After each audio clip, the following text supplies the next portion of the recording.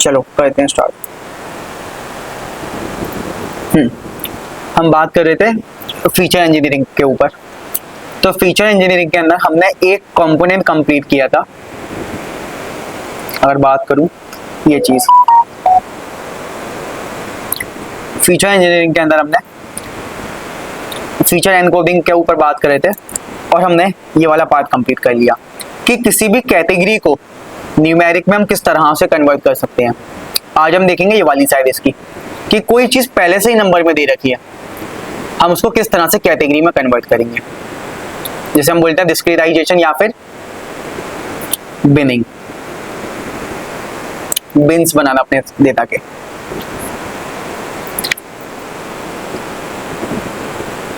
तो देखो डिस्क्रीटाइजेशन क्या होता है। तो अच्छा देखो डिस्क्रीटाइजेशन किस तरह से पढ़ेंगे, हम तीन एस्पेक्ट से पढ़ेंगे कि पहले बताऊंगा डिस्क्रीटाइजेशन है क्या, फिर देखेंगे कैसे किया जाता है, और सबसे इंपॉर्टेंट चीज डिस्क्रीटाइजेशन के बारे में जो लोगों को नहीं पता होती, इसका वाई। हाँ, तो डिस्क्रीटाइजेशन की बात कर रहे थे। डिस्क्रीटाइजेशन क्या है? डिस्क्रीटाइजेशन और binning in the context of machine learning and feature engineering. अगर मैं डिस्क्रीटाइजेशन की बात करूं मशीन लर्निंग या फीचर इंजीनियरिंग के टर्म्स में, ये क्या एक प्रोसेस है जिसमें आप क्या करते हो, किसी भी न्यूमेरिक क्वांटिटी को कन्वर्ट करते हो किसमें, किसी भी न्यूमेरिक क्वांटिटी को या फिर किसी भी डिस्क्रीट क्वांटिटी को। न्यूमेरिक क्वांटिटी मतलब या तो कंटिन्यूअस या फिर डिस्क्रीट, उसको कन्वर्ट करो किसमें, कैटेगोरिकल कैटेगरी में। तो अब सबसे पहला क्वेश्चन तो ये आता है माइंड में कि जब भी हम एक मशीन लर्निंग मॉडल बनाते हैं तो मशीन लर्निंग मॉडल को जो इनपुट चाहिए होता है किसकी फॉर्म में चाहिए होता है, कैटेगरी की फॉर्म में या फिर न्यूमेरिक की फॉर्म में। न्यूमेरिक की फॉर्म में। जब हमारे पास डेटा पहले से ही न्यूमेरिक है तो कैटेगरी में बना क्यों रहे हो? सबसे पहला क्वेश्चन ये है, जब डेटा ही न्यूमेरिक है तो मॉडल बनाओ। तो हम इसे कैटेगरी, ये एक सबसे इंपॉर्टेंट क्वेश्चन है इस पूरे आज की क्लास का, वाई, और इसमें हम बहुत डिटेल वाला डिस्कशन करेंगे। तो पहले डिस्क्रीटाइजेशन होता क्या है वो देख लेते हैं कैसे किया जाता है। जैसे मैं एक डेटा बना लेता हूं, ए ले लिया मैंने, ए बी सी डी कुछ ले लिया, A B C D E, और मैंने इसमें कुछ नंबर्स ले लिए। इसके अंदर 23, 49, 35, 60 और आपका ले लिया मैंने 18। ये बोल दिया मैंने कुछ एज। ऐसे एक कॉलम और दे रखा है मेरे पास सैलरी। ठीक है, सैलरी ले ली मैंने 30,000, एक सैलरी ले ली मैंने 80,000, एक सैलरी ले ली मैंने 45,000, एक ले लेता हूं मैं 95,000 और एक लास्ट ले लिया मैंने 15,000। ये मेरे पास एक डेटा दे रखा है। अब हम इसको कन्वर्ट करेंगे किसमें, कैटेगरीज की फॉर्म में। अब जैसे अगर मैं इस एज वाले कॉलम को कैटेगरी में कन्वर्ट करूं, ठीक है, कैसे किया जाता है मैं अभी ये नहीं बता रहा, क्या होता भी पहले वो बता रहा हूँ। डिस्क्रीटाइजेशन का मतलब क्या है कि किसी भी न्यूमेरिक क्वांटिटी को कैटेगरी में कन्वर्ट करना। तो मैंने कैटेगोरिकल कॉलम्स में कन्वर्ट कर दिया कि मैंने बोल दिया कि इससे मैं एक कैटेगरी डिराइव कर सकता हूं 18 से 30 के बीच में। एक कैटेगरी बना ली मैंने 30 से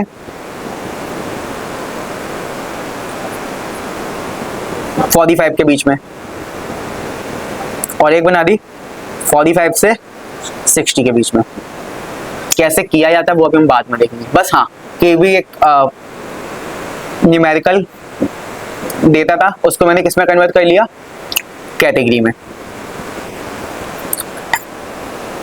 ठीक है, ऐसे आप चाहो तो सैलरी को भी कर सकते हो, जैसे सैलरी का बना दिया मैंने 0 से 30 के, 31 से 45 के, और उसके बाद 45 प्लस में सब आ गए, ये चीज। तो हम क्या कर रहे हैं, किसी भी डेटा को कैटेगरी में कैटेगराइज कर रहे हैं, इसी को आप बोलते हो डिस्क्रीटाइजेशन। फिर फर्दर क्या होता है, ये जो भी आपने कैटेगरीज बनाई, या जो भी आप ये कैटेगरीज बना रहे हो, आप उसको कन्वर्ट कर दोगे किसमें, ऑर्डिनल एनकोडिंग। जैसे मैं एक थोड़ा सा फाइनल स्टेप करके दिखाता हूँ, इसको पूरे को करके देखो, मैं आपको प्रॉपर स्टेप करके दिखाता हूँ। इन सभी को मैं कैटेगरीज असाइन करता हूँ। मेरे पास डेटा है ABCDE,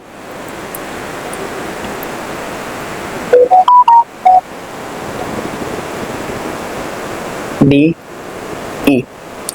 तो मैंने क्या किया, इसको असाइन कर दिया 23 है, 0 से 30 ईयर्स के बीच में। 49 है, इसको मैंने असाइन कर दिया 45 प्लस ईयर्स की एज में, कैटेगरी में। सी को असाइन कर दिया मैंने 31 से 45 की एज में। डी को असाइन कर दिया मैंने 46 प्लस, मतलब ये कैटेगरी है ईयर्स, ठीक है, ये भी ईयर्स, ठीक है। तो ये मैंने असाइन कर दिया 45 प्लस ईयर की कैटेगरी में इसको।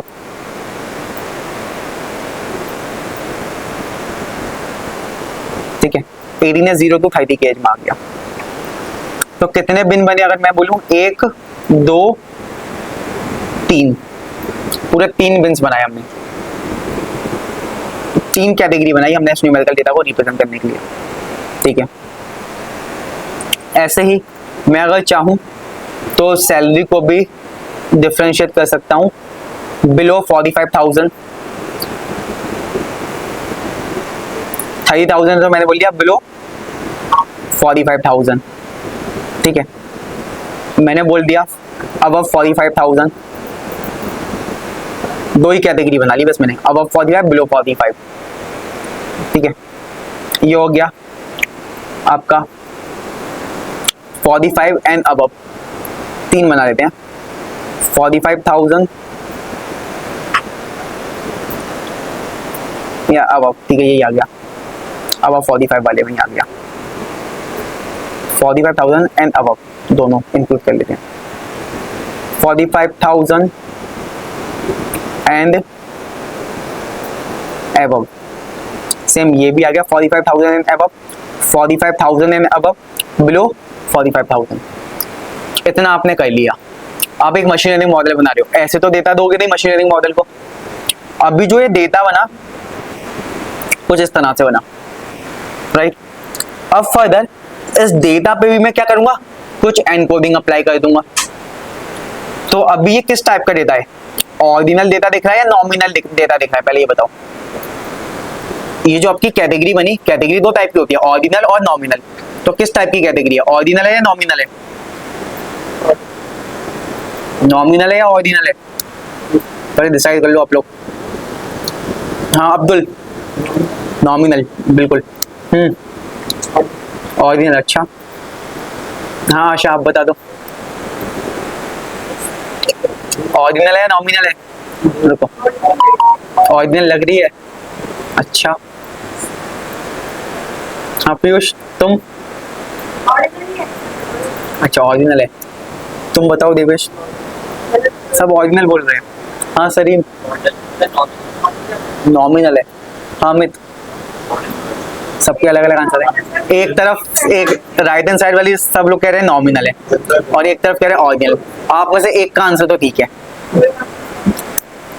अरे ऑर्डिनल है ना, ऑर्डर है तो पहले 0 to 30 आएंगे, फिर उसके बाद क्या आएंगे आपके 31 to 45। ऐसे तो ही ना कि एकदम 31 से 45 पहले आ गए, एक सर्टेन ऑर्डर फॉलो हो रहा है। तो ऑर्डिनल डेटा को हम किस तरह से, तो रिपीट होंगे तो ऑर्डर तो फॉलो हो रहा है ना आपका, सर्टेन ऑर्डर। अरे अभी कोई इसके बाद अगर डेटा आ गया 78 आ गया तो 45 के अब जाके लाई करेगा, अगर मैं यहाँ पर नीचे लिख दूं किसी की एज है 5, तो दोबारा से 0 to 30 करूंगा, तो ऑर्डर तो फॉलो हो रहा है ना। तो इस डेटा को किस तरह से एनकोड करोगे? कौन सी एनकोडिंग टेक्निक पढ़ी थी हमने? One hot encoding original data पे।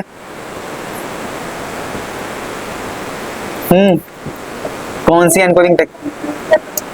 मैं कंफ्यूज नहीं कर रहा, चीजों को रिवाइज करा रहा हूँ आप। अरे और ओरिजिनल डेटा है तो कैसे एनकोडिंग करोगे? ओरिजिनल एनकोडिंग तो करेंगे। पहली टेक्निक पढ़ी थी हमने फीचर इंजीनियरिंग में। मैं क्या बोल दूंगा इसको एनकोड करते टाइम? इसको बुला दूंगा 1, इसको बोल दूंगा 2, इसको बोल दूंगा 3, इसको क्या बोलूंगा बताओ? एक मिनट को, हाँ क्या बोलेंगे इसको? 3 और इसको 1। क्लियर हुआ? तो ये डेटा इनपुट डालेंगे हम 1 3 2 3 1, ना कि 0 to 30। डेटा किसकी फॉर्म में था? ऐसे था, डिस्क्रीट में दे रखा था, डिस्क्रीट फॉर्म में। हमने इसको पहले कैटेगरी किया और कैटेगरी को फिर एनकोड किया। ऐसे सेम इसको भी कर सकते हो, जो भी आप डालो। मैंने ये नहीं बताया करते कैसे हो, अभी मैं बता रहा हूँ कि डिस्क्रीटाइजेशन होता क्या है, फिर बताऊंगा क्यों किया जाता है। सबसे इंपॉर्टेंट क्वेश्चन जो किसी को नहीं पता होता नॉर्मली, डिस्क्रीटाइजेशन क्यों किया जाता है। क्योंकि जनरली अगर आपका न्यूमेरिक में इससे अच्छी बात ही क्या, डायरेक्ट मशीन लर्निंग मॉडल बनाओ ना आप। अगर आपका डेटा न्यूमेरिक में दे रखा है, क्यों इसको कैटेगरी में कैटेगराइज करना? तो इसका मैं रीजन दूंगा अच्छा खासा। तो इतना क्लियर हुआ? ठीक है, तो अब आता है क्वेश्चन। ये तो देखा डिस्क्रीटाइजेशन में होता क्या है कि हम किसी भी डिस्क्रीट डेटा को क्या करते हैं? कैटेगराइज करते हैं और फिर फर्दर उस कैटेगरी को एनकोड करते हैं। पर क्वेश्चन है व्हाई, ऐसा क्यों करना चाहिए हमें? कि हम क्यों किसी भी न्यूमेरिकल डेटा को कैटेगरी में कैटेगराइज कर रहे हो, क्यों उसको डिस्क्रीटाइज कर रहे हो डेटा को? तो अब ये डिस्कशन करते हैं व्हाई वाला। देखो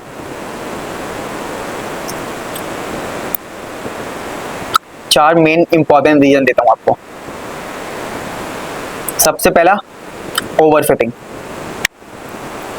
अगर आपके देखो ये पहली लाइन देखो, सिंपल सही है। By converting continuous variable into discrete बिन।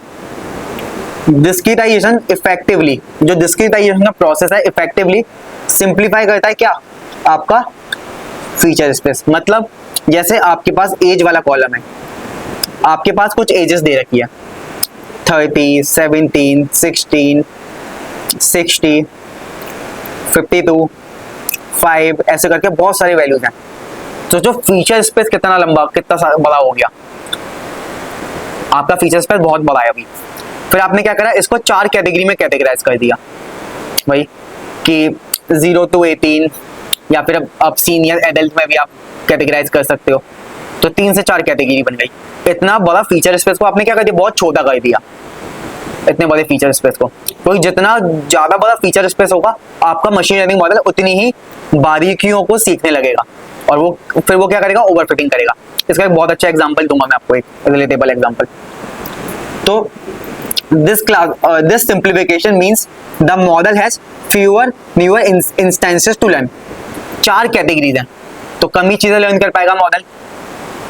और अगर आप ज्यादा ही, अगर आपका फीचर स्पेस बहुत लंबा होगा तो मॉडल हर एक टाइप का पैटर्न लर्न करना स्टार्ट कर देगा, ईच एंड एवरी चीज। तो इस तरह से मॉडल क्या कर जाता है? ओवरफिट कर जाता है। छोटे से छोटी चीज को अगर आप लर्न करवा देते हो मशीन लर्निंग मॉडल को, तो क्या हो गया? आपका मॉडल एक ओवरफिट हो गया। तो ये कह रहा है कि बाय कन्वर्टिंग किसी भी कंटिन्यूअस वेरिएबल को या फिर डिस्क्रीट को डिस्क्रीटाइजेशन में, तो क्या होता है? जो आपका फीचर स्पेस होता है बहुत सिंप्लीफाई हो जाता है। This simplification means the model has fewer nuances to learn from the training data. कुछ ही चीजें हैं मॉडल के पास ट्रेनिंग डेटा से सीखने के लिए अब पहले के कंपैरिजन में, ठीक है। While this might lead to a loss in detail और ग्रैन्युलरिटी। बिल्कुल सही बात है। अगर आप अपने फीचर स्पेस को छोटा कर रहे हो तो ऑब्वियसली कुछ ना कुछ तो इन्फॉर्मेशन लूज कर ही रहे हो। अगर आपके इतने सारी एजेस हैं, आपने एज को जाकर श्रिंक कर दिया कैटेगरीज की फॉर्म में, तो कुछ इन्फॉर्मेशन तो आप लूज कर देते हो, ठीक है। while this might lead to loss in detail sum or granularity, it also means there is less chance of model to learn noise or over complex pattern. बिल्कुल सही बात. ये कह रहा है कि आप अपने डेटा की क्या कहते हैं इंपॉर्टेंट कंपोनेंट्स कुछ लूज कर, मतलब इंफॉर्मेशन लूज कर देते हो कुछ, पर उसके साथ साथ जो आपका मॉडल कॉम्प्लेक्स से कॉम्प्लेक्स पैटर्न सीखने लग जाता है, इवन अगर कोई आउटलायर है उसको भी सीखने लग जाता है, वो आप रिड्यूस कर देते हो. मतलब जो ओवरफिटिंग का चांस है वो रिड्यूस कर देते हो इससे. ठीक है. That don't generalize well to unseen data. मतलब देखो यहां तक की लाइन बता रही है आपको, ये वाली लाइन. डिस्क्रिटाइजेशन करने से क्या होगा, लॉस हो जाएगा आपके फीचर्स में, कुछ फीचर्स लूज कर दोगे, पर उसके साथ साथ बहुत कम चांस होंगे कि आपका मॉडल छोटी से छोटी नॉइज, मतलब नॉइज क्या होता है आपका, नॉन लीनियरिटी. अगर एक लीनियर रिग्रेशन मॉडल की बात कर रहा हूं मैं, आप ये बता दूं, ये वाला जो पॉइंट है लीनियर रिग्रेशन मॉडल की बात कर रहा हूं. ठीक है. और over complex pattern they don't generalize well to unseen data. मतलब आप क्या करते हो, किसी भी फीचर स्पेस को, बहुत बड़ा फीचर स्पेस है, उसको जब छोटा करते हो तो क्या होता है, आपका जो ओवरफिटिंग के चांस होते हैं वो रिड्यूस हो जाते हैं, पर उसके साथ साथ जो आपकी इंफॉर्मेशन है वो लूज हो जाती है. ठीक है. डिस्क्रिटाइजेशन, आप इसको मैं प्रैक्टिकली एक चीज को दिखाता हूं, उससे ज्यादा समझोगे. देखो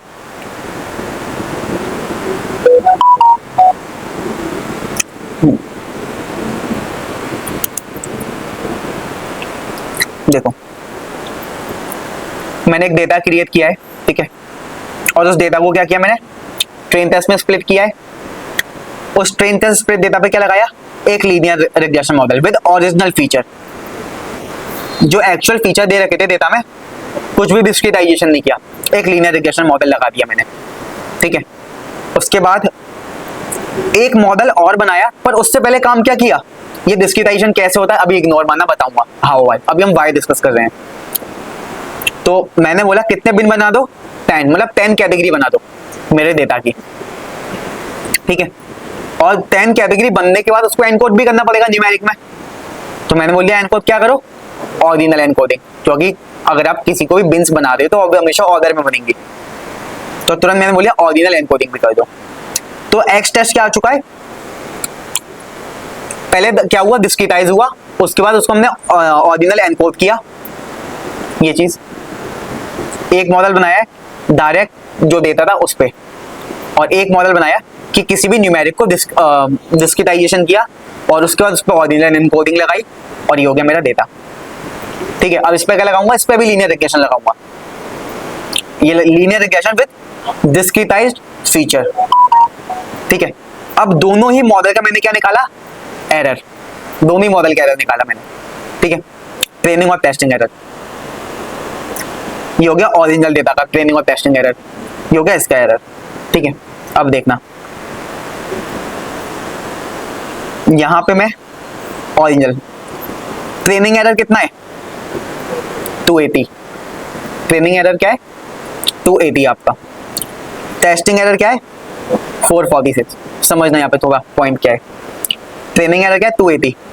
अच्छा ये बताओ, पहले जरा अपनी अंडरस्टैंडिंग चेक करता हूं. अगर मॉडल ओवरफिट करता है तो टेस्टिंग और ट्रेनिंग एरर में क्या डिफरेंस होता होगा, कौन सा एरर ज्यादा होता होगा, कौन सा एरर कम होता होगा, जरा दिखाओ, बताओ आप लोग. अगर कोई मॉडल ओवरफिट करता है, चलो लीनियर रिग्रेशन का एग्जांपल ले लेते हैं, बहुत ओवरफिटिंग करता है, तो अगर कोई मॉडल ओवरफिट कर रहा है तो उसका ट्रेनिंग एरर ज्यादा होता है या टेस्टिंग एरर ज्यादा होता है, या टेस्टिंग एरर कम होता है या ट्रेनिंग एरर कम होता है. लॉजिकल सोच के आंसर करना, बताओ. क्या टेस्टिंग एरर ज्यादा होता है और ट्रेनिंग एरर कम होता है. बाकी लोग इसको इस तरह से सोचो, ओवरफिटिंग का मतलब सही आंसर, ओवरफिटिंग होता क्या है, ट्रेनिंग डेटा को बहुत अच्छे से सीख लेना. अच्छे से सीखने वाला एरर क्या होगा, बिल्कुल ही नहीं होगा, कम होगा एरर. तो ट्रेनिंग एरर कम हो गया तो टेस्टिंग एरर बढ़ जाएगा, क्योंकि टेस्टिंग डेटा पे परफॉर्म ही नहीं कर रहा, तो टेस्टिंग एरर ज्यादा आएगा. देखो अब एक बात जरा, ट्रेनिंग एरर देखो कितना है, ओरिजिनल फीचर का 280. ठीक है. अभी टेस्टिंग को तो इग्नोर करो, मेरा ट्रेनिंग से मतलब है, क्योंकि हमेशा ओवरफिटिंग ट्रेनिंग डेटा पे होती है. तो ट्रेनिंग एरर देखो कितना कम हो गया 280। पर जब मैंने उस पर क्या किया, डिस्क्रिटाइजेशन किया, तो ट्रेनिंग एरर एकदम अप्रोक्सीमेटली टेस्टिंग एरर के। वैसे तो ये मॉडल अंडर फिट की तरफ थोड़ा जाने लगा, पर मुझे एक पॉइंट प्रूव करना था कि अगर आप इस तरह से करते हो तो जो आपका मॉडल है वो ओवरफिट कर जाएगा। अगर आप पूरे के पूरे बहुत बड़े फीचर स्पेस पे एक मॉडल लगा दोगे उसको बहुत कुछ मिल जाएगा सीखने के लिए। आप इस तरह से जनरलाइज कर सकते हो, जैसे मैं बना रखा है ग्राफ। जैसे अभी हम बात करें, जैसे यहाँ पे बोलूं, ये जो लेफ्ट वाला मॉडल है ओरिजिनल फीचर्स के लिए और राइट वाला मॉडल क्या है, डिस्क्रिटाइज फीचर्स के लिए। तो ये वाला जो मॉडल है, लेफ्ट वाला मॉडल जो ट्रेनिंग देता है, ब्लू सब सारे के सारे ब्लू पॉइंट से पास ऑन होना चाह रहा है। देखो इस वाले ब्लू पॉइंट के भी एकदम क्लोजली जा रहा है, पर ये जो एक्चुअल है उसी से पास ऑन हो रहा है आपका। ये क्लियर हुआ? तो अभी तो पहला पॉइंट मैंने बताया, मतलब 4 पॉइंट लिखे हैं, चारों पॉइंट्स को पढ़ने के बाद रिलेट कर पाओगे कि किस तरह से चीजें हो रही हो। तो अभी मैंने इसको ऐसे प्रूफ किया एरर के टर्म्स में, ट्रेनिंग और टेस्टिंग एरर के टर्म्स में। ट्रेनिंग एरर बहुत कम हो रहा है, दैट मींस मॉडल ओवरफिट कर रहा है। या तो ये होता टेस्टिंग एरर भी उतना ही कम होता तो बैलेंस मॉडल बोलते आप। अगर ये टेस्टिंग एरर भी क्या होता 250 260 के अप्रोक्स, तो कहते हैं हाँ बैलेंस मॉडल। टेस्टिंग एरर ज्यादा है, ट्रेनिंग एरर कम, क्या हो गया ओवरफिट इस केस में। क्लियर हुआ? तो पहला पॉइंट मैंने ये प्रूव किया कि आप क्या करते हो, डिस्क्रिटाइजेशन करने से ओवरफिटिंग की प्रॉब्लम को रिड्यूस करते हो, पहला पॉइंट। दूसरा पॉइंट तो और इससे भी ज्यादा कमाल का पॉइंट है। सेकंड चीज कि ऐसा बोला जाता है लीनियर रिग्रेशन, लॉजिस्टिक रिग्रेशन हमेशा लीनियर डेटा पे ही काम करते हैं, पर मैं आज आपको नॉन लीनियर डेटा पे अच्छा रिजल्ट निकाल के दिखा दूंगा इसको, इस टेक्निक को यूज करके। देखो हैंडलिंग नॉन लीनियर रिलेशनशिप, आप इसके थ्रू अपने डेटा की नॉन लीनियर रिलेशनशिप को हैंडल कर सकते हो बिनिंग करने से। कैसे? जैसे मैं एक नॉन लीनियर डेटा का एग्जांपल लेके चलता हूँ, एकदम नॉन लीनियर डेटा।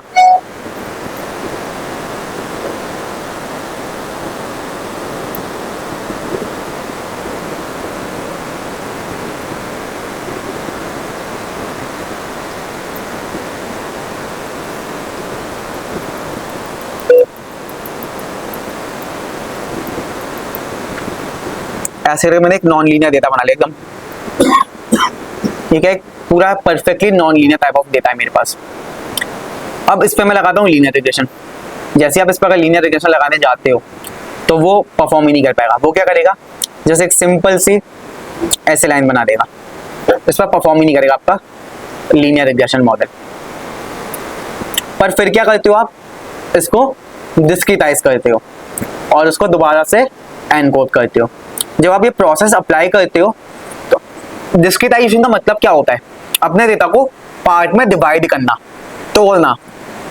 मतलब आप क्या कर रहे हो डिस्क्रिटाइजेशन में, अपने डेटा को ऐसे डिवाइड कर रहे हो आप।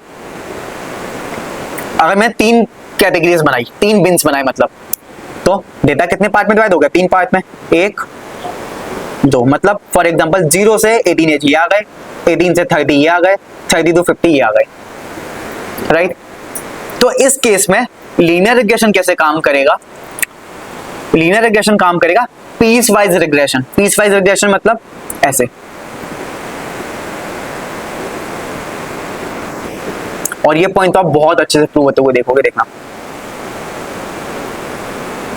कि पहले मैं 3 पार्ट में डेटा डिवाइड कर देता हूं और सेम डेटा रखते हैं।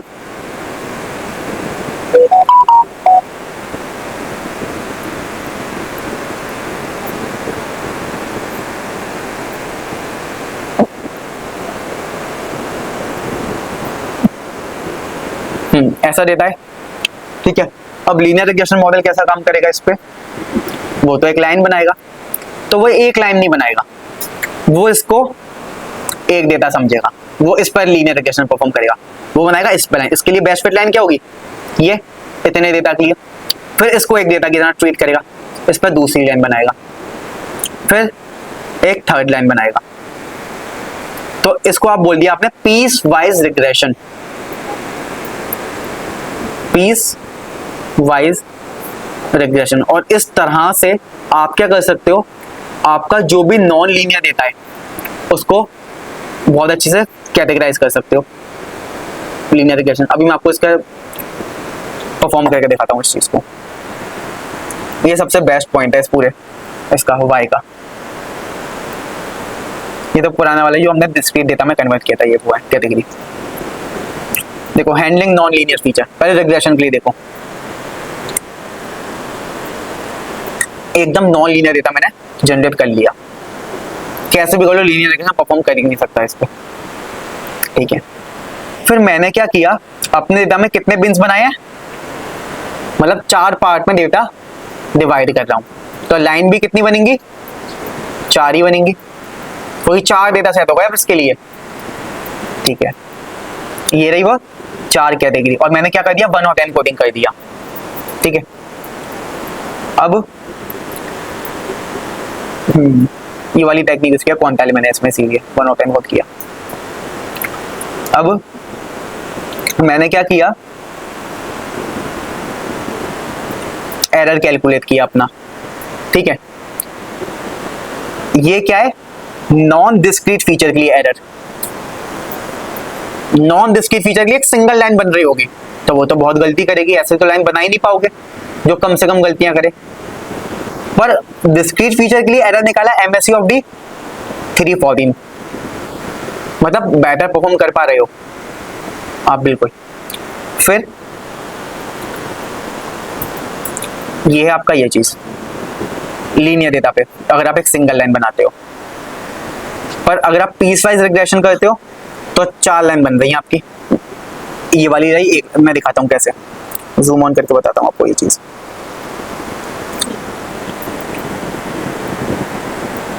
मतलब ये एक ऐसा पॉइंट है, आप किसी के सामने बोलोगे ना कि आप नॉन लीनियर डेटा को कन्वर्ट कर सकते हो लीनियर रिग्रेशन को यूज करके, तो उसके लिए भी एक नई चीज हो गई। कैसे,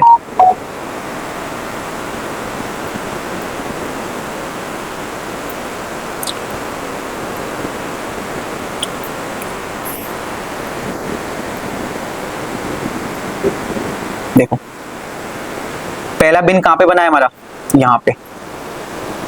रुको, 4 पार्ट में डेटा डिवाइड हुआ था, वो 4 पार्ट में आपको दिखा देता हूं। हाँ क्या, ये हो गया पहला पार्ट आपके डेटा का, ठीक है। ये हो गया यहाँ पे दूसरा पार्ट आपके डेटा का, दूसरा बिन, और ये हो गया चौथा पार्ट। अब देखो 4 पार्ट हो गए, 1 2 3 4। तो पहली लाइन बना दी आपने, ये रही। दूसरी लाइन क्या बनी आपकी, ये सब हम हटा देता हूं। तो पहली लाइन ये रही, दूसरी ये रही, तीसरी ये रही, और 4th लाइन ये रही। आप एक सिंगल लाइन बना रहे थे तो आपका एरर बहुत ज्यादा था, 900 के अप्रोक्स आ रहा था, क्योंकि नॉन लीनियर डेटा पर लीनियर रिग्रेशन काम नहीं करता। बट हमने क्या करा, जब भी हमने क्या करा, कैटेगरी को डिस्क्रीटाइज किया, न्यूमेरिकल डेटा को डिस्क्रीटाइज किया और फिर एनकोड किया, और उसके बाद लीनियर रिग्रेशन लगाया, तो रिजल्ट क्या थे, हमें बेहतर मिलने लगे। तो हमने क्या देखा,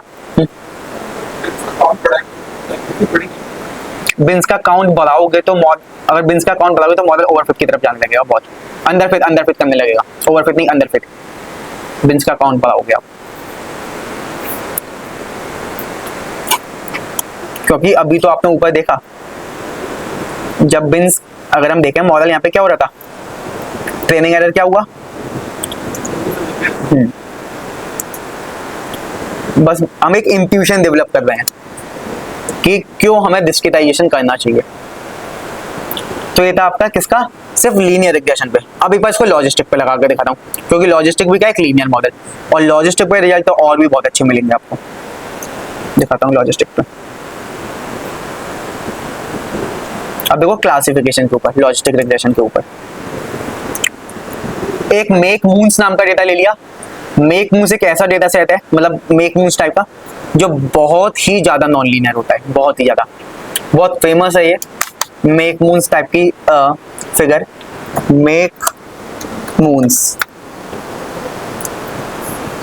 ऐसा दिखता है, ये देख, अरे भाई डेटा सेट ये रहा एकदम ही।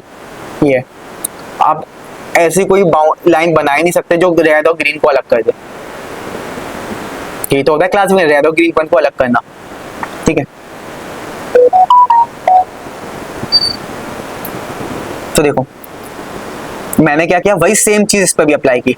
एक बार लॉजिस्टिक रिग्रेशन लगाया बिना डिस्क्रीटाइजेशन करे, और एक बार लॉजिस्टिक रिग्रेशन लगाया 10 बिन्स बना के एक्यूरेसी कैलकुलेट करी। ये है विदाउट बिनिंग की एक्यूरेसी, और ये है बिन्स करने के बाद एक्यूरेसी 95%, ठीक है। अब इसको मैं विजुलाइज करके दिखाता हूँ आपको। तो विजुलाइजेशन देखो, अगर आप ये वाला देखो लेफ्ट हैंड साइड, तो एक सिंगल लाइन बना रहे हो, तो देखो यहाँ पर मिस क्लासिफिकेशन हो रहा है। और ये क्या बन गया आपका, एक डिसिजन बाउंड्री। और ये डिसिजन बाउंड्री अक्सर किस में बना करती है, क्लासिफिकेशन में बनती है। और इस तरह की बाउंड्री किस में बनाते हो आप, नॉन लीनियरिटी को सबसे अच्छा कैप्चर कौन कर सकता है,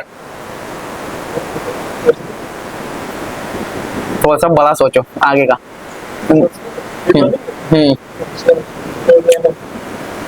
एएनएन के अंदर आर्टिफिशियल न्यूरल नेटवर्क में ऐसी बाउंड्री बनती है, क्योंकि ये तो फिर भी कुछ नहीं है, इससे भी कॉम्प्लेक्स जो था वो कैप्चर कर जाता है, ठीक है। और एक चीज और मैं बताऊं, कभी अगर आपने डिसीजन ट्री को ज्योमेट्रिक लेवल पे देखना, ज्योमेट्रिक लेवल पे डिसीजन ट्री, तो डिसीजन ट्री को अगर ज्योमेट्रिक इंट्यूशन देखोगे तो वो ऐसा ही दिखता है डिसीजन ट्री का। डिसीजन ट्री भी बाउंड्री ही बनाता है इसी तरह से, ज्योमेट्रिक इंट्यूशन। मैंने वीडियो दिया उसमें बता रखा है पूरा प्रॉपर ज्योमेट्रिक इंट्यूशन। देखो दिखाता हूँ, डिसीजन ट्री का geometric intuition in classification exactly same figure मिलेगी। Decision tree geometric intuition, geometrically decision tree कैसे काम करता है इन क्लासिफिकेशन।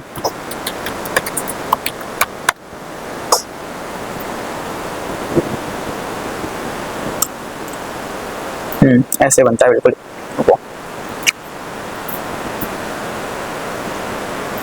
और है कोई इसका ढंग का कोई समझाया हुआ, ये तो रिग्रेशन पे है, रिग्रेशन का तो बहुत पता है मुझे, ये रिग्रेशन पे ऐसे काम करता है। हल्का हल्का कैसा दिख रहा है आपका, उसकी तरह क्या कहते हैं, रिग्रेशन की तरह, जो भी मैंने आपको बताया था। तो इतने सारे ये वर्टिकल लाइंस क्यों है, क्योंकि आप वहां पे बहुत बार स्प्लिटिंग करते हो डिसीजन ट्री में, इसीलिए ऐसा होता है।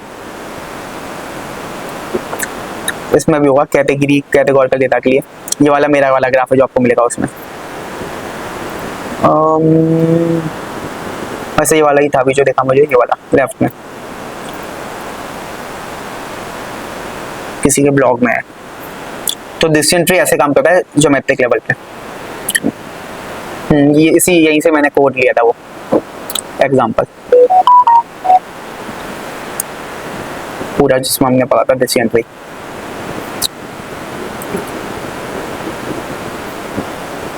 ये वो एग्जांपल दिया था मैंने आपको एप्पल और ऑरेंज वाला। तो ये क्या आपका इसी तरह से आप बाउंड्री बना रहे हो पूरा प्रॉपर रीजन, ज्योमेट्रिक इंट्यूशन अगर बात करूं तो ये रहा ज्योमेट्रिक इंट्यूशन। हमने क्या कहते हैं, बाउंड्री बना दी। Boundary in the sense yellow point yellow region में है, ब्लू पॉइंट ब्लू रीजन में है, पर्पल पॉइंट पर्पल रीजन में है।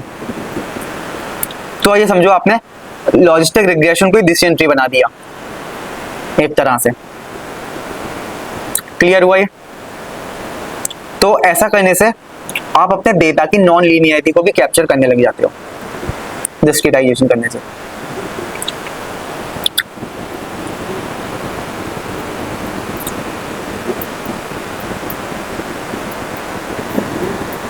ठीक है, अगला पॉइंट हैंडलिंग आउटलायर। ये तो बहुत ही सिंपल सा पॉइंट है। देखो हैंडलिंग आउटलायर मतलब जैसे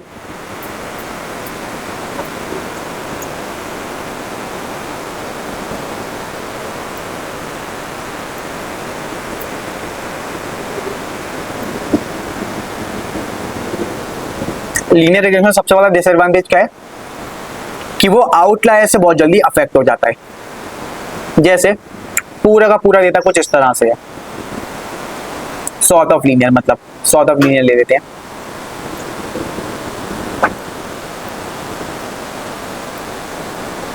ठीक है, अब कोई एक आउटलायर आ गया यहाँ पे,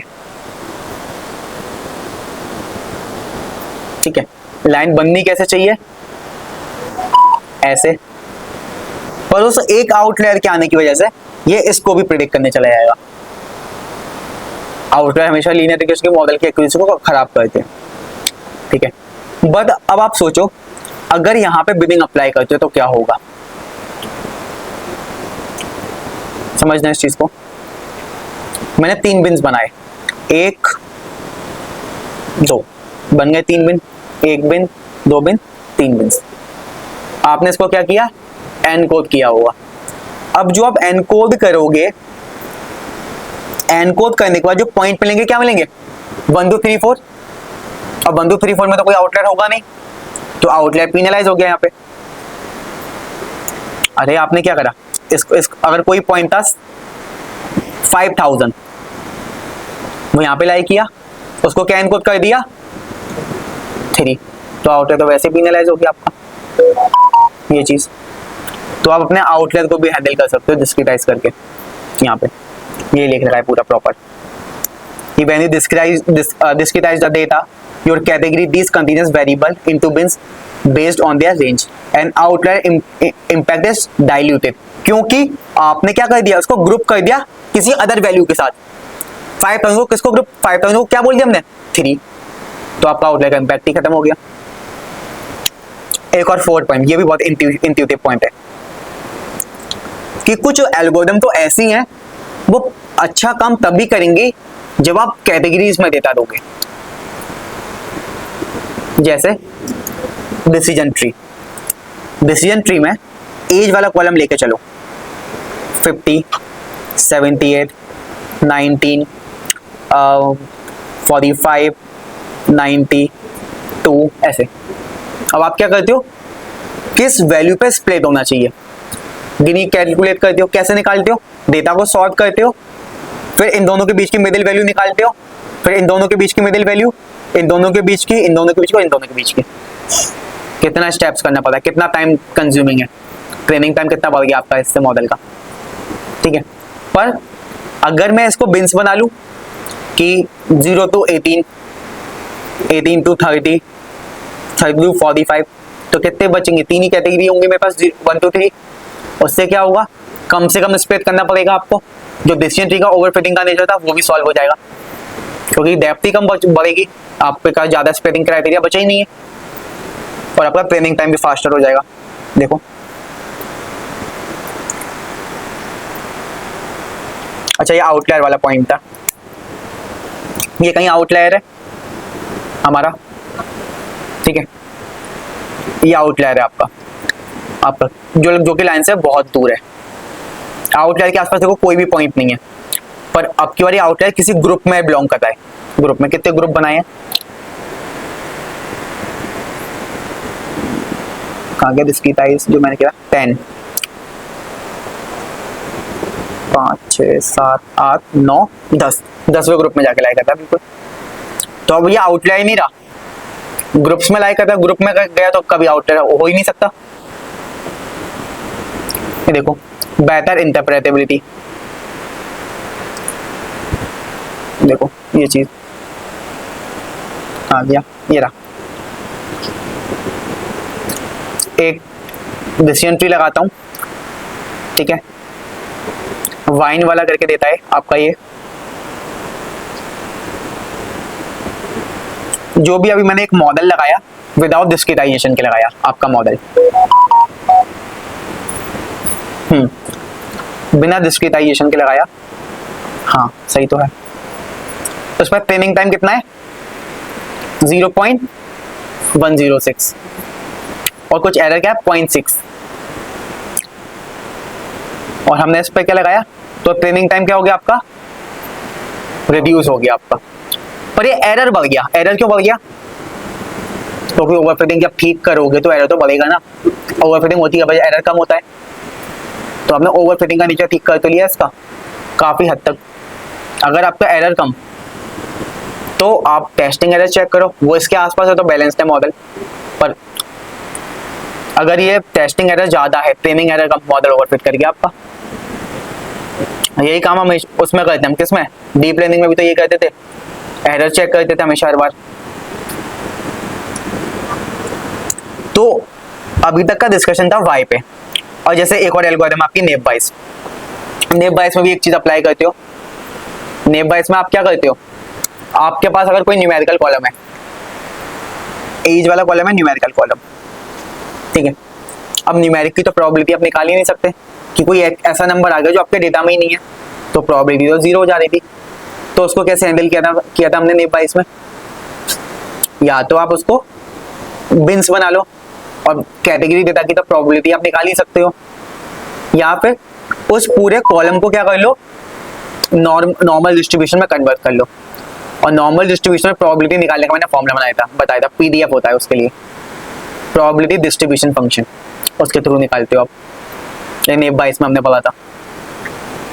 तो हमने अभी सिर्फ 4 मेन पॉइंट देखे कि डिस्क्रीटाइजेशन क्यों इंपॉर्टेंट है, और जनरली एक यूनिक सी चीज है जो नॉर्मली नहीं पता होती, सबको डिस्क्रीटाइजेशन करना था, इसका यूज नहीं पता डिस्क्रीटाइजेशन होता क्या है। क्योंकि हमें ये लगता है कि हमें मॉडल, हमें डेटा देना चाहिए न्यूमेरिक, पर न्यूमेरिक डेटा देने में भी काफी सारे सिनेरियोस हैं, ये चीज, ठीक है। अब इसके एडवांटेज डिसएडवांटेज क्या होगा। सबसे पहला, लॉस ऑफ इंफॉर्मेशन, आप अपनी इंफॉर्मेशन को लूज कर जाते हो। सेकंड चीज, model incompatibility, difficult in choosing bin size, की बिन साइज होना क्या चाहिए, 10 बिन्स बनाए, 5 बिन्स बनाए, या क्या कितना बिन्स बनाए, ठीक है। एक पॉइंट और हो सकता है, वो पॉइंट एकदम दिमाग से निकल गया, वो मैंने सोचा था एकदम, क्या था वो पॉइंट, वो एक पॉइंट था जो आया था, बहुत नॉर्मल सही पॉइंट था एकदम, बहुत इंट्यूशन का पॉइंट। लॉस ऑफ इंफॉर्मेशन, ये ठीक है, नहीं आ रहा दिमाग में। और ये 3 मेन डिसएडवांटेज हैं डिस्क्रीटाइजेशन के। अब कितने तरह की आपकी डिस्क्रीटाइजेशन होती है, ठीक है। तो देखो, अगर मैं टाइप्स ऑफ डिस्क्रीटाइजेशन की बात करूं, या फिर बिनिंग, जैसे मैं बिनिंग भी बोल सकता हूं, ठीक है। उसमें को तो बहुत सारी होती है, पर हम कौन सी पढ़ने वाले हैं वो मैं आपको बताता हूं।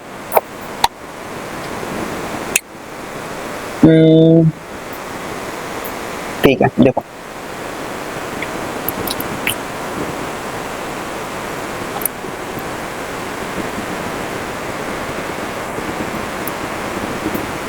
हम एक पढ़ेंगे अपना, अब हम डिस्कस कर रहे हैं हाउ। हमने बहुत देखा डिस्क्रीटाइजेशन है क्या, क्यों पढ़ना चाहिए, अब कैसे करना चाहिए, ठीक है। तो एक तो बहुत ही कॉमन सी है जो हर कोई यूज करता है, that is custom binning. Custom binning, ठीक है। सेकंड है आपकी यूनिफॉर्म बिनिंग। ये दोनों आज की क्लास में ये दोनों ही सीखेंगे, यूनिफॉर्म बिनिंग। थर्ड, जो हम कल की क्लास में पढ़ेंगे, क्वांटाइल बिनिंग। क्वांटाइल बिनिंग, ठीक है। फोर्थ की बात करूं, के मीन्स बिनिंग।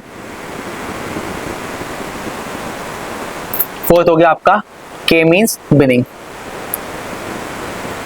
फिफ्थ हो गया बाइनराइजेशन।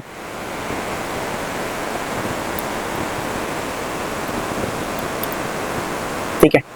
सिक्स हो गया डीटी बेस्ड बिनिंग। ये तो पर्सन आधा तो मैंने बता ही दिया, थोड़ा सोचोगे कि डिसेंट्री किस तरह से बिनिंग कर रहा होगा। ठीक है, तो ये कुछ 6-7 टाइप के हम कुछ बिनिंग्स पढ़ने वाले हैं। तो स्टार्ट करते हैं कस्टम बिनिंग से।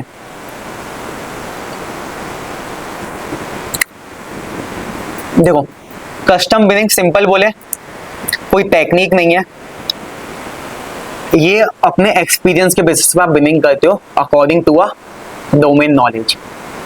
जैसे जितने भी फाइनेंशियल एक्सपर्ट होते हैं वो सबके क्रेडिट स्कोर को रीड करते हैं, और उन क्रेडिट स्कोर को रीड करके वो क्लासिफाई करते हैं कि कौन डिफॉल्टर है, कौन डिफॉल्टर नहीं है, राइट।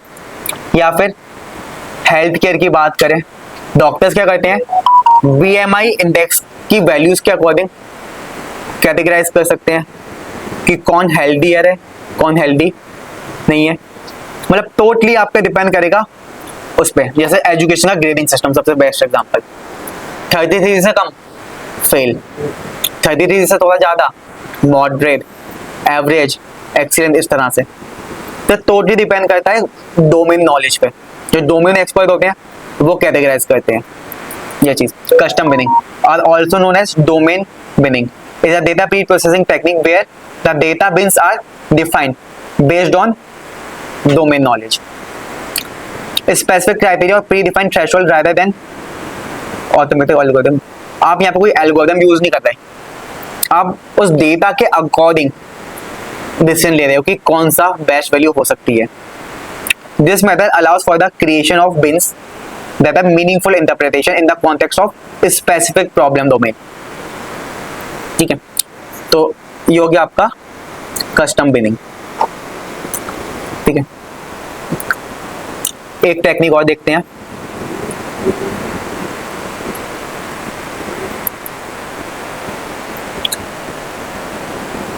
Uniform binning. अब ये यूनिफॉर्म बिनिंग क्या होती है आपकी? यूनिफॉर्म बिनिंग का एग्जांपल देखते हैं अपना।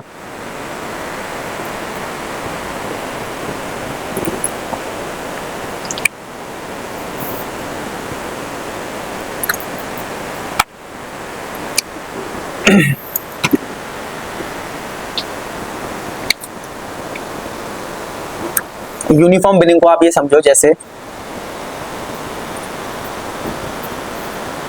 आप कल को किसी कंपनी में काम करते हो, कोई भी ऑटोमोबाइल कंपनी में, ठीक है, आपके पास कोई एक डेटा आ रहा है कि कोई भी मशीन से कुछ वैल्यूज आ रही हैं। अब आपको उन वैल्यूज का इंटरप्रिटेशन नहीं पता जो आपके पास वैल्यूज आ रही है उस मशीन से, ठीक है। अगर आपको थोड़ा इंटरप्रिटेशन पता हो तो आप उसको इजीली कैटेगराइज कर सकते हो, पर इस केस में तो पता ही नहीं है कि वो वैल्यू किस रेंज, कौन सी वैल्यू किस रेंज में हम लाई कर सकते हैं, या कौन सी वैल्यू हमारे लिए ज़्यादा इफेक्टिव हो सकती है, या कौन सी वैल्यू एवरेज एफिशिएंसी हो सकती है मशीन की। तो इस केस में मैं कैसे बिनिंग करूंगा यूनिफॉर्म बिनिंग?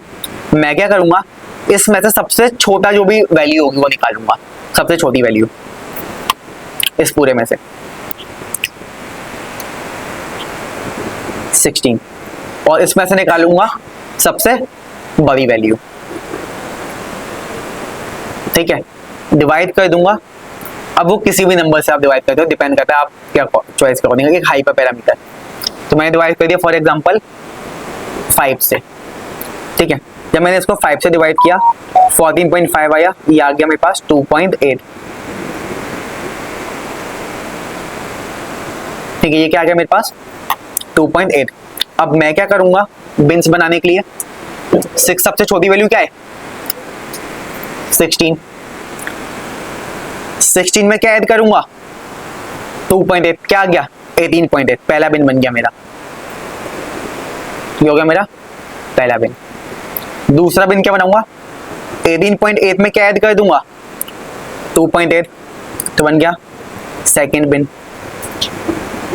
थर्ड बिन क्या बनाऊंगा, 21.6 में ऐड कर दूंगा 2.8, तो 24.4, ठीक है,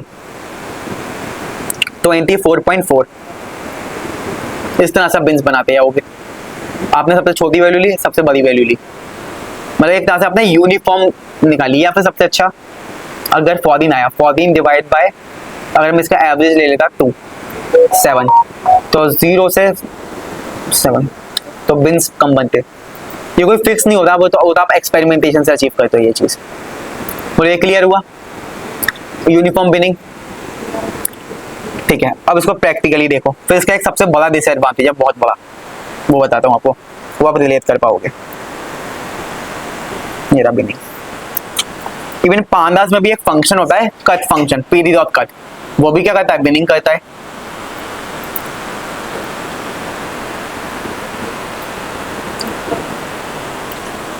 जैसे मेरे पास एक डेटा दे रखा है, ये एज वाला, एज वाला डेटा, मैं कस्टम बिनिंग बता रहा हूँ पहले, custom binning. Titanic data set है मेरे पास, ये देता रहेगा एज वाला। तो मैंने खुद से एक बिन्स बना लिए कि 0 से 18 के बीच में आते हैं चाइल्ड, 18 to 60 के बीच में आ गए एडल्ट, 60 to 100 सीनियर। 3 कैटेगरी बना दी मैंने। अब पांडा से कैसे करते हो, pd.cut फंक्शन होता है जिसमें आपने क्या पास किया, डेटा पास किया, एज वाला कॉलम। फिर पूछा बिन्स, बिन्स क्या है मेरे, ये रहे, ये चीज जहां पर मैनुअल बिनिंग बना रहे हो, कस्टम बिनिंग, ठीक है। क्या लेबल देना है, एज लेबल्स। देखो ये क्या कर देगा, आपके डेटा को बिन्स में डिवाइड कर देगा। क्लियर हुआ, ये था कस्टम बिनिंग। अब यूनिफॉर्म बिनिंग कैसे अप्लाई करते हो, अगेन टाइटैनिक डेटा सेट लिया मैंने इसमें, फिर एक लाइब्रेरी ली मैंने के बिन्स डिस्क्रिटाइजर, एक लाइब्रेरी है, ऊपर इंपोर्ट की होगी मैंने, यहाँ पे ये रही। SQL the pre processing standard SQL import करते हो, ऐसे ही के बिन्स डिस्क्रिटाइजर। इसमें पूछा कितने बिन्स बनाने हैं, मैंने बोला 5, एनकोड कर दिया ऑरिजिनल, और कौन सी टाइप की टेक्निक यूज कर रहा हूं, यूनिफॉर्म, तो यूनिफॉर्म बिनिंग कर रहा होगा। तो देखो डेटा इसने उसी तरह से डिवाइड कर दिया, ये चीज, ये आपके आ गए बिनिंग के एजेस। तो 3 4 5 देखो। अच्छा ये बताइए 6 कैसे आ रहे हैं, 1 2 3 4 5 6, ये तो 5 आने चाहिए थे, ये 6 कैसे बन गए। मैंने 5 बिन्स बनाए थे पर ये वैल्यूज तो 6 है, बताओ। हाँ अरे बिन्स बना रहे हो, एक सिंगल वैल्यू पर कभी बिन नहीं बनता। देख लो पहला बिन ये नहीं, ये पहला बिन थोड़ी है, पहला बिन क्या है, दूसरा बिन क्या है, नहीं इसमें क्या लिया था मैंने, 5 बिन्स बनाए थे ना इसमें, 5, 2 बिन्स काउंट करा दिए, थर्ड, फोर्थ, फिफ्थ,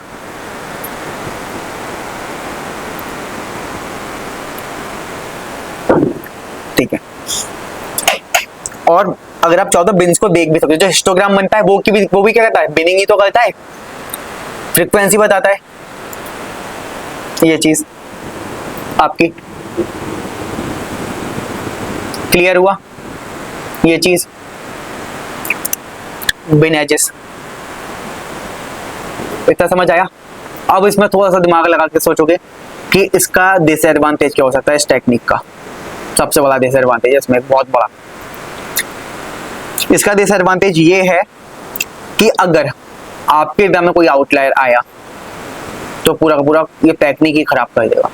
अगर कोई भी एक आउटलायर पॉइंट आया, कैसे देखो, अगर कोई आउटलायर आया, इसमें कोई वैल्यू आ गई, फॉर एग्जाम्पल 200, ठीक है, एक बार कैलकुलेशन करते हैं 200 के लिए। मैंने कैलकुलेशन करी, क्या था, 200 माइनस 16/5 कितना आया, 184 डिवाइड बाय 5, ये आया 3796, ठीक है, पॉइंट, ठीक है, ये मान लेते हैं, इतना ले लेते हैं, देखते हैं कैसा फिट बैठता है ये, ठीक है। पहला बिन क्या बन रहा है आपका, 16 प्लस 36 क्या हो गया, 42, ये तो पहला बिन है आपका, पहले बिन में पूरा डेटा आ गया, ठीक है। अब हमारे पास एक 200 था, ये तो अकेला बच गया, ठीक है, ये एक अलग अकेला बच गया आपका, ठीक है। अब इसका बिन क्या बनेगा, 42 प्लस 36 क्या बनेगा आपका, ये 42 प्लस 36 क्या बचेगा आगे आपका 78। 78 प्लस 36 कितना हो गया 80 नहीं 104 114 ना। देखना आपको एक बहुत अच्छे लेवल पे एक इंट्यूशन मिलने वाला है इसमें। फिर 114 को आप में आप 36 ऐड करोगे क्या आ गया 150 और 150 में 36 ऐड करोगे 186। 186 में 30 ऐड करोगे आ गया 216 और 220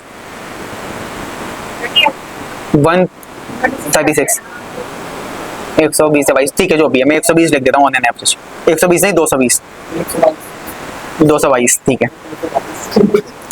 है। इतना डेटा किस बिन में लाई करना है आपका इसमें और ये किस में लाई करना है सबसे लास्ट वाले में ठीक है। अब इसका विजुअलाइजेशन देखो कैसा देखेगा कितना गैप हो जाएगा बीच में देखना हिस्टोग्राम में आ गया देखो ये मैंने पहले डेटा विजुअलाइज किया इस रेंज में पूरा डेटा है ये वाला लेफ्ट वाला देख रहे हो अभी कोई बिनिंग नहीं की गई लेफ्ट वाली साइड तो ऐसा दिखता है। जब बिनिंग अप्लाई की सारा डेटा यहाँ पे आ गया और ये 1000 वाला अलग से दिख रहा फोर्थ बिन में गया तो क्लियर आउटलाइन टेक्निक खराब कर देगा। दूसरा पॉइंट इसका डिसएडवांटेज कि आपके डेटा का डिस्ट्रीब्यूशन अगर कुछ ऐसा है अगर आपके डेटा का डिस्ट्रीब्यूशन यूनिफॉर्म है तो इक्वल कट्स लगेंगे। यूनिफॉर्म है अगर आपका डेटा का डिस्ट्रीब्यूशन अगर एकदम नॉन यूनिफॉर्म है अगर राइट स्क्यूड है डेटा या फिर लेफ्ट स्क्यूड है तो वहां पे अनइक्वल कट्स लगेंगे आपके डेटा में मतलब इक्वल नंबर ऑफ कैटेगरीज नहीं आएंगी आपकी। ये इसके एडवांटेज डिसएडवांटेज देखूंगा। सबसे पहली बहुत सिंपल टेक्निक है ठीक है यहाँ पे उसके लिए कोई डोमेन नॉलेज नहीं चाहिए आपको पहली चीज इस टेक्निक के लिए तो इसका एडवांटेज। डिसएडवांटेज क्या है कि एक तो आउटलायर इफेक्ट हो जाता है और आपके डेटा के डिस्ट्रीब्यूशन को भी खराब कर देता है। इसका एक डिसएडवांटेज है इस टेक्निक का। अगर आउटलायर नहीं है तब तो बहुत सही है अगर आपका डेटा मीन सेंट्रिक है मतलब नॉर्मलाइज डिस्ट्रीब्यूशन में तो बहुत अच्छा रिजल्ट देगा यूनिफॉर्म डिस्ट्रीब्यूशन में आपका ये टेक्निक। क्लियर हुआ ठीक है। इवन एक चीज और आप इसका एक एडवांटेज और हो सकता है स्टैटिस्टिक्स में आपने एक चीज पढ़ी थी सैंपल लिमिट थ्योरम क्या होती है बताओ।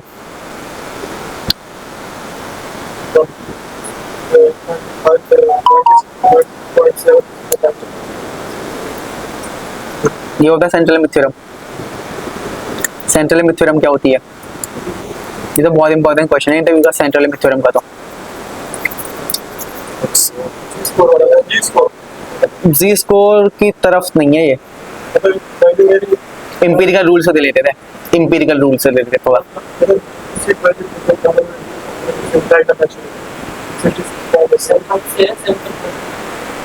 वो सही बता रहा है। यस हाँ अरे वाह देखो क्या होता है कि आपके पास एक डेटा है उसका डिस्ट्रीब्यूशन आपको नहीं पता कैसा भी डिस्ट्रीब्यूशन हो सकता है आपके डेटा का तो आप क्या करते हो उस डेटा में से कुछ सैंपल्स कलेक्ट करना स्टार्ट करते हो और वहां पे क्राइटेरिया क्या है आपके डेटा का जो नंबर ऑफ सैंपल साइज है वो क्या होना चाहिए ग्रेटर देन 30।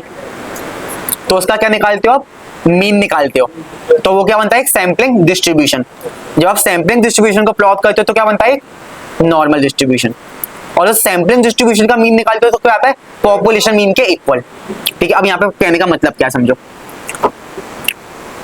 क्या चीज सही चीज होती होगी बताना किस चीज में मैं ज्यादा एक्यूरेट हो सकता हूँ।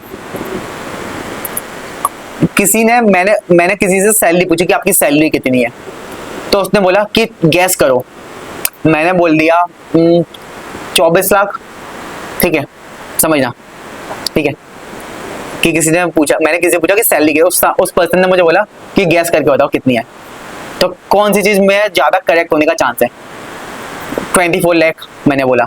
दूसरा मैंने बोला 22 से 25 के बीच में कौन सा करेक्ट होने की ज्यादा चांस है सेकंड वाला क्योंकि मैंने एक रेंज दे दी उसे तो यही तो कॉन्फिडेंस इंटरवल होता है जो CI पढ़ते हो आप स्टैट्स में, कि आई एम 99% श्योर कि ये डेटा इस कॉन्फिडेंस इंटरवल में लाई करेगा। 3 तरह के कॉन्फिडेंस इंटरवल होते हैं, ये तो पढ़ते हो आप सेंट्रल लिमिट थ्योरम में। इसका फॉर्मूला होता है एक पूरा बहुत डीप वाला जो आप कैलकुलेट करते हो। इसमें तो सब कुछ है, इसमें तो बहुत कुछ है। कॉन्फिडेंस इंटरवल इसका एक पूरा फॉर्मूला होता है बहुत डीपर लेवल पे, ये फॉर्मूला है वो।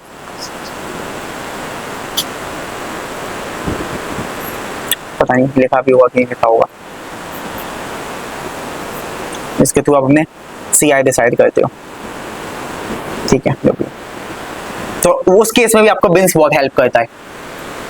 आपके आंसर को आप हमेशा आंसर एग्जैक्ट आंसर ना करके अप्रोक्सीमेट आंसर में करो, इसे बोलते हैं पॉइंट ऑफ एस्टिमेशन थ्योरम, कि आप एग्जैक्टली कभी आंसर मत करो, हमेशा एक रेंज में आंसर करो। उससे क्या होता है आपके करेक्ट होने के चांसेस बढ़ जाते हैं। इसी को बोलते हैं हम कॉन्फिडेंस इंटरवल, ठीक है। तो इसका एक ये एडवांटेज भी हो सकता है, ठीक है। अब बाकी की टेक्निक्स कल देखते हैं, कल आपका डिस्क्रिटाइजेशन कंप्लीट हो जाएगा। फिर मंडे से पढ़ेंगे मिसिंग वैल्यूज को हैंडल करना, उसमें लगेंगे 3-4 क्लासेस मिसिंग वैल्यू में, काफी सारी टेक्निक्स पढ़ेंगे। फिर feature transformation, feature scaling, outlier detection, ठीक है। और एक दो टेक्निक और देख लेंगे, पाइपलाइन से ट्रांसफॉर्मर भी। हाँ अब शेयर कर दे रहा हूँ बिल्कुल फाइल, कल वाली फाइल शेयर कर दे रहा हूँ, ठीक है। वो इसमें है, जिप बना के भेजता हूँ आपको सारी फाइल्स।